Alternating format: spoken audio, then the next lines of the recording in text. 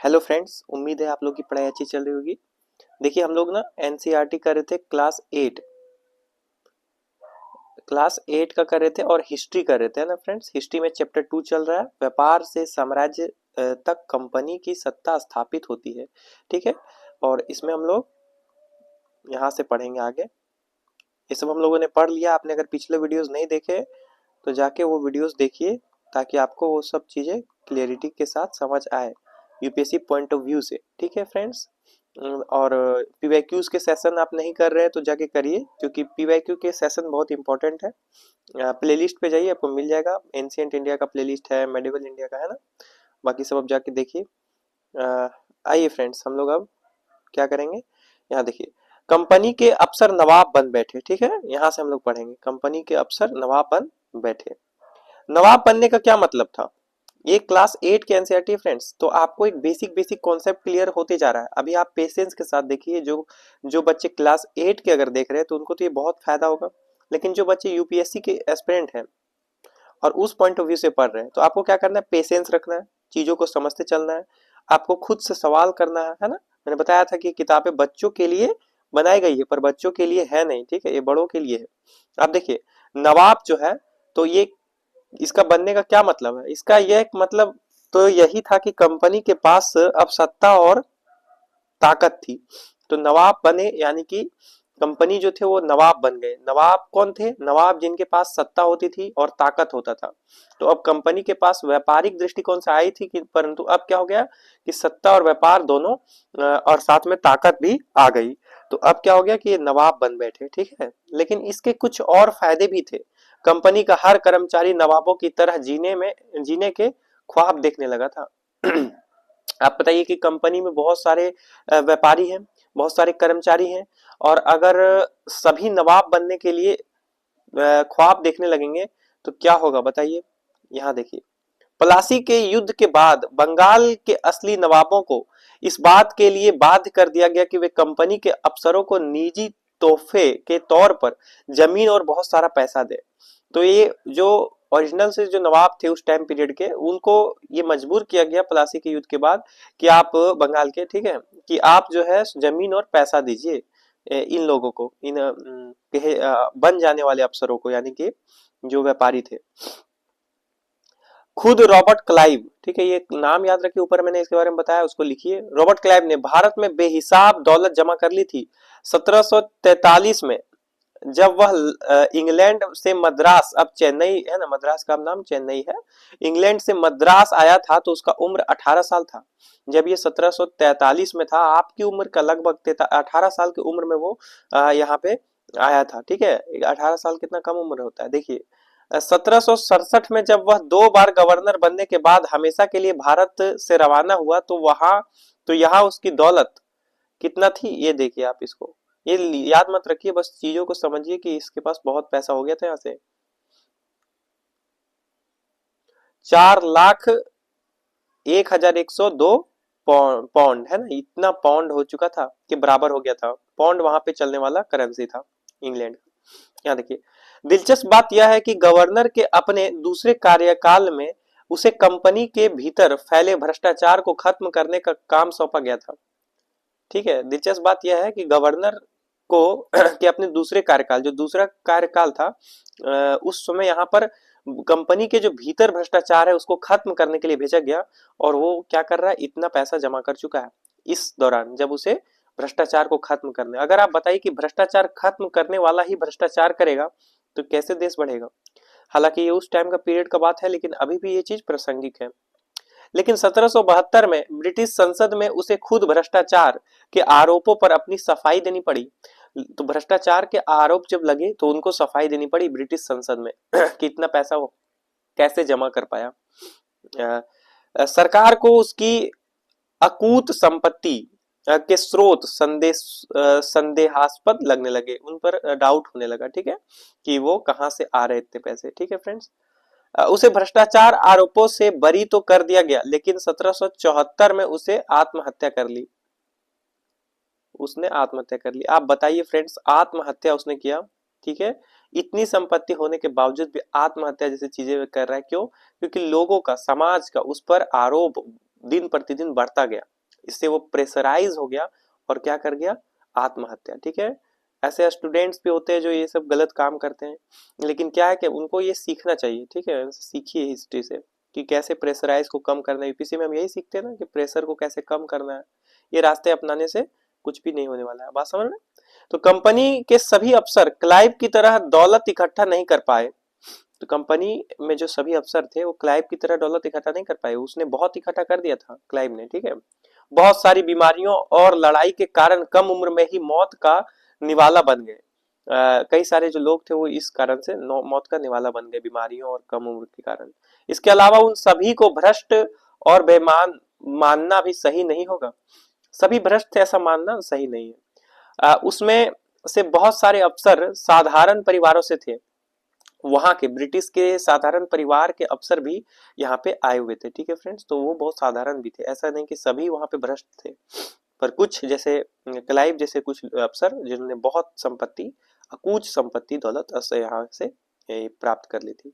उनकी सबसे बड़ी इच्छा बस यही थी कि वे भारत में ठीक ठाक पैसा कमाएं और ब्रिटेन लौटकर आराम की जिंदगी जी बसर करे, जिंदगी बसर करे। लेकिन फ्रेंड्स, जो ठीक ठाक पैसा है इसे ही कमाने में भारत की पूरी संपत्ति लुट चुकी है। आप समझ रहे फ्रेंड्स कितना कम हो गया पैसा भारत के पास। आप उस समय का डाटा देखिए, हिस्ट्री ऑप्शनल वाले को पता होगा। ठीक है, उसे वहां के लोग नवाब नवाब कहते थे।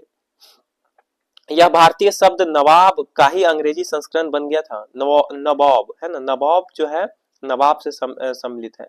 आप बस इसे लिख लीजिए ताकि आपको ये चीजें क्लियरिटी के साथ याद रहे। बस नवाब रिलेटेड है नवाब से। ठीक है, ये शब्द और ये किसके संदर्भ में कहा जा रहा था, वहां के अफसरों के संदर्भ में जो ठीक ठाक पैसा यहाँ से कमा रहे थे। ये समझ गए आपने। उन्हें लोग अक्सर नए अमीरों और सामाजिक हैसियत में रातों रात ऊपर आने वाले लोगों के रूप में देखते थे। नाटकों और कार्टूनों में उनका मजाक उड़ाया जाता था।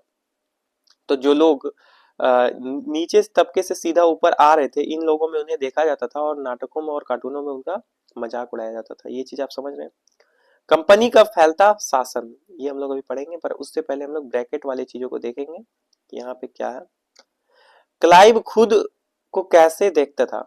आपको पता है क्लाइव ने बहुत पैसे इकट्ठे कर लिए थे और भारत में इसका बहुत महत्वपूर्ण रोल है। तो आप इसका नाम याद रखिए, क्लाइव लिख लीजिए, है ना। क्लाइव एक आपका व्यक्तित्व है, इससे यूपीएससी पूछता है क्वेश्चन। आइए, वो खुद को कैसे देखता था ये समझिए क्लास 8 के व्यू से। संसद की एक समिति के सामने सुनवाई के दौरान क्लाइव ने कहा कि प्लासी की लड़ाई के बाद उसने जबरदस्त संयम का परिचय दिखा दिया। आइए देखें उसने क्या कहा। तो संसद में ये कह रहा है। ठीक है फ्रेंड्स, आइए, ब्रिटेन का संसद है ना, वहां पे जब उस पर आरोप लगा। उस स्थिति की कल्पना कीजिए जहां प्लासी की जीत ने मुझे ला खड़ा कर दिया था।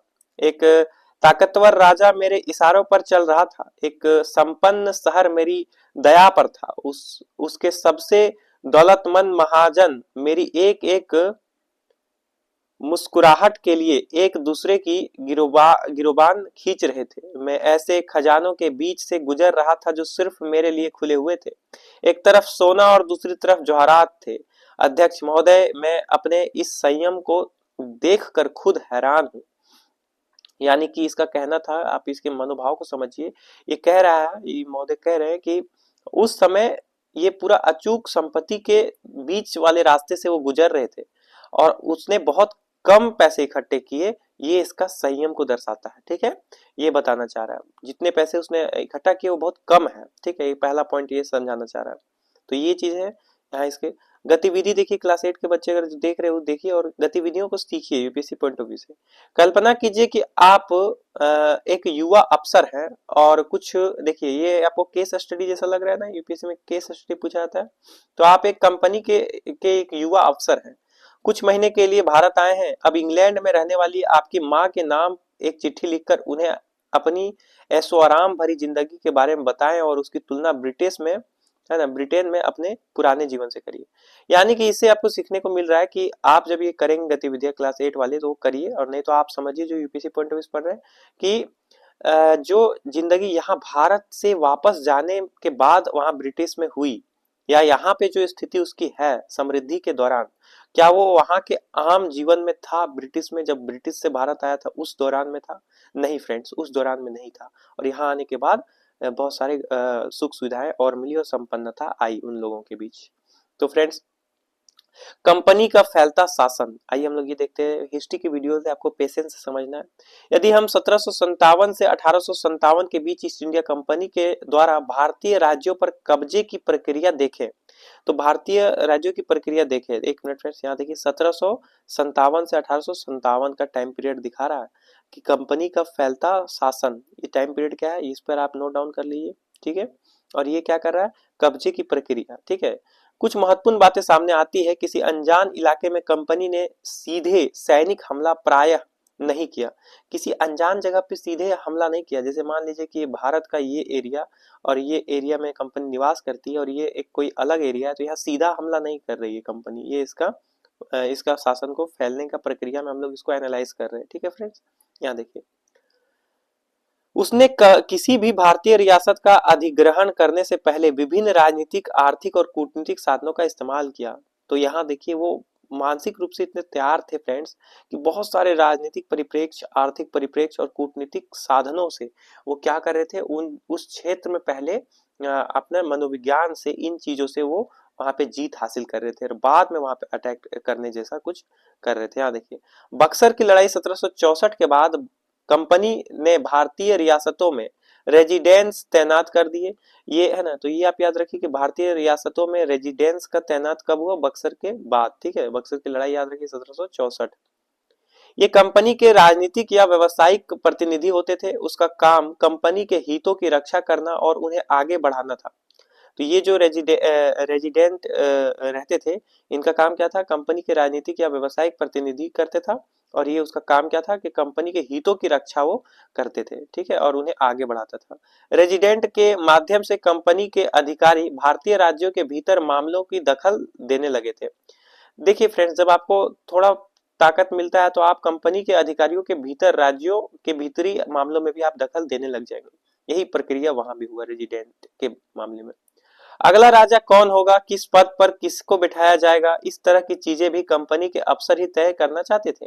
मैंने बताया कि कठपुतली की तरह इन्हें इस्तेमाल करना चाहते थे। तो नेक्स्ट ये जो किंग होगा वो कौन होगा, ये यही तय करना चाह रहे थे।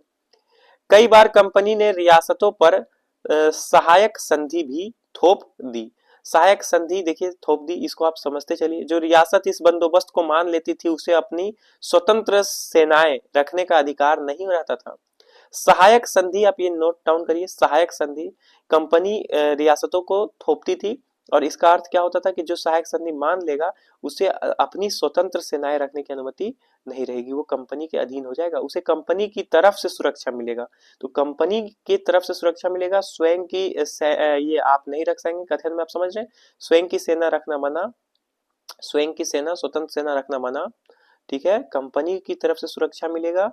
और सहायक संधि एक टर्म है, इसको याद रखिए कि रियासतों को दिया गया था कंपनियों द्वारा, ठीक है।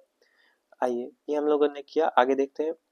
ये चित्र को देखिए फ्रेंड्स, इसको देखिए, पॉज करिए, इसको देखिए, 2 मिनट एनालाइज करिए। ये हिस्टोरिकल पिक्चर्स बहुत कुछ सिखाते हैं। अपने बेटों और ब्रिटिश रेजिडेंट के साथ खड़े नवाब सिराजुद्दौला, ब्रिटिश रेजिडेंट मैंने बताया आपको, ये दखल देने लगे थे और ये ब्रिटिश कंपनी, जो ईस्ट इंडिया कंपनी उसके हितों को ध्यान में रखती थी, उसका प्रतिनिधित्व करती थी। उसके साथ में नवाब सिराजुद्दौला खड़े हैं। टीली कौटल द्वारा बनाया गया चित्र है 1772 में। बस इतना याद रखिए इन चीजों को, इतना चित्रकार का नाम मत याद रखिए, बट देख लीजिए, टीली कौटल है ना। बक्सर की लड़ाई के बाद हुई संधियों के फलस्वरूप नवाब सिराजुद्दौला के ज्यादातर अधिकार छीन लिए गए थे। बक्सर की लड़ाई जब हुआ था तो सिराजुद्दौला का ज्यादातर ताकत जो है वो छीन लिया गया था। लेकिन यहाँ वे रेजिडेंट के सामने अपनी चीर परिचित शाही शानो शौकत के साथ दिखाई दे रहे, पर फिर भी एक राजा के हैसियत से देखिए ये चित्र को, ये अपने बेटे, ये जो साइड में ये उनके बेटे हैं और रिश्तेदार हैं या फिर वहां के कर्मचारी हैं, लेकिन ये जो है सिराजुद्दौला, इसके सामने देखिए आज भी अपने शाही शौकत के साथ खड़े दिखाई दे रहे हैं। आपको दिख रहा है फ्रेंड्स? आइए और समझते हैं। आपने ऊपर देखा कि सहायक संधि, ये आपने लिख लिया होगा, मैं उम्मीद कर रहा हूँ आप चीजों को लिख रहे होंगे। मैं जिस तरह से लिखवा रहा हूँ उसको लिखिए, ठीक है।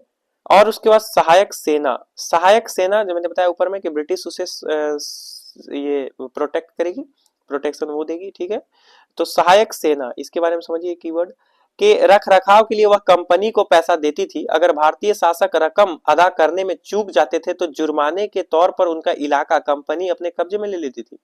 तो जो कंपनी जब उन्हें प्रोटेक्शन देगी तो उसके सहायक सेना जो है वो उसका जो रख रखाव के लिए जो खर्च होगा उसे आपको देना पड़ेगा, ठीक है। भारतीय शासक को वो रकम देना होगा, अगर वो नहीं देगा तो उसका कुछ कंपनी इलाका अपना लेगी, हड़प लेगी। तो इससे परिचित ये कथन को समझिए, सहायक सेना क्या होती थी, क्या कंपनी उसका जब्त कर लेती थी, है ना, और रख रखाव को कंपनी को पैसा देना पड़ता था, ठीक है। ये देखिए इस चीजों को याद रखिए, ये शब्द में कथन आ सकते हैं, ठीक है, क्वेश्चन आते हैं इन सबसे। देखिए उदाहरण के लिए कुछ उदाहरण भी प्रस्तुत किया गया एनसीईआरटी द्वारा। जब रिचर्ड वेलेल्जी गवर्नर जनरल 1789 से 1798 से 1805, है ना, ये नाम याद रखिए, रिचर्ड वेलेल्जी गवर्नर जनरल कब का, 1798 से 1805 था। उस समय अवध के नवाब को 1801 में अपना आधा इलाका कंपनी को सौंपना पड़ा। क्यों ये सौंपा था? क्योंकि उसने रख रखाव को सेना का नहीं दिया था। क्योंकि देखिए मजबूर किया गया, क्योंकि नवाब सहायक सेना के लिए पैसा अदा करने के में चूक गए थे। इसी आधार पर हैदराबाद के कुछ इलाके छीन लिए गए। तो आपको क्या करना है, रिचर्ड वेलेल्जी गवर्नर जनरल का ये टाइम पीरियड याद रखिए, 1789 से 1798 है ना, 1798 से 1805 है ना, इसको याद रखिए। और ये याद रखिए कि सहायक सेना का जो ये नहीं किया था आधा पैसा, इस वजह से इसने आधा संपत्ति खो दिया, बस इतना याद रखिए। हैदराबाद के कुछ इलाके खो दिया, बस ये नोट्स में आप लिख लीजिए चीजों को साथ में, सहायक सेना के साथ, ठीक है। बेसिक बेसिक चीजें देखिए कितना हेल्पफुल करेगा आपको यूपीएससी में। देखिए पीवाईक्यूज जाके देखिएगा तो आप समझ पाइएगा कि मैं क्या कहना चाह रहा हूँ, ठीक है। आइए देखिए रेजिडेंट की ताकत क्या होती थी। रेजिडेंट मैंने बताया आपको कि ये प्रतिनिधित्व करते थे ब्रिटिश कंपनी का। इसका कार्य होता था कि ब्रिटिश की जो ये ब्रिटिश का जो व्यापार है वो बढ़े, ब्रिटिश के ईस्ट इंडिया कंपनी का व्यापार बढ़े, उसके अवरोध चीजों को रोके, निगरानी करे। लेकिन ये बाद में हस्तक्षेप करने लगा था, ठीक है। तो इसकी कुछ ताकतें के बारे में हम लोग देखेंगे कि इसको कितनी ताकत थी। कंपनी द्वारा नियुक्त किए गए रेजिडेंट्स के बारे में स्कॉटलैंड के प्रसिद्ध अर्थशास्त्री राजनीतिक दार्शनिक जेम्स मिल, ठीक है। तो जेम्स मिल याद रखिए, जेम्स मिल थोड़ा सा स्कॉटलैंड का था, ये भी याद रखिए, ठीक है। ये अर्थशास्त्री, राजनीतिक दर्शन शास्त्री था, ये सब याद रखिए। जेम्स मिल ने क्या कहा था, ये देखिए कथन देखिए, जेम्स मिल का विचार, ठीक है। तो मेंस में आप इसका इस्तेमाल कर सकते हैं, है ना, कि जेम्स मिल का रेजिडेंस के प्रति विचार, ठीक है, ऐसा या कथन, और मिलता जुलता आप यहाँ पे लिख सकते हैं, ठीक है। तो ये मेंस में आपको काम आ जाएगा। लेकिन हाँ आपके पीटी में भी आपको देखिए क्या हेल्प होगा, मैं बताता हूँ, देखिए इसको समझिए। दरअसल रेजिडेंट रियासत का राजा होता था। आप समझिए सीधा वर्ड किया गया कि रियासत का राजा ये होता था, ठीक है। तो नवाब कुछ नहीं है भाई, क्योंकि नवाब अब क्या है कि वो नवाब हो गया है आपको कठपुतली, ठीक है। और रियासत का राजा हो गया था एक तरह से रेसिडेंस, क्योंकि रेजिडेंट का बात मानना पड़ता था राजा को। अगर नहीं मानेगा तो प्रॉपर्टी उसकी छीन ली जाएगी, जमीन। ऊपर आपने देखा कैसे हैदराबाद के कुछ क्षेत्र छीने गए।